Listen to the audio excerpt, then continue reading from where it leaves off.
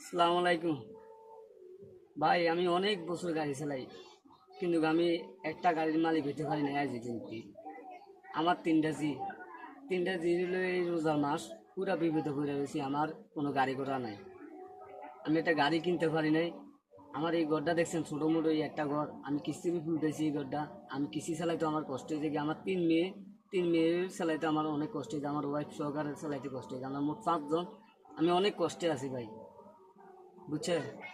আপনারা যদি ভালো লাগে থাকে, আপনারা রিকোয়েস্ট করবেন আমারে একটু কিছু হেল্প করার লাগে, বুঝছেন? আমি অনেক কষ্টে আছি। একটা অটো হইলেও ভাই আমার একটা মিল করে দেন আপনারা, বুঝছেন? আমার একটা অটো হইলেও মিল করে দেন, আমি অনেক কষ্টে আছি।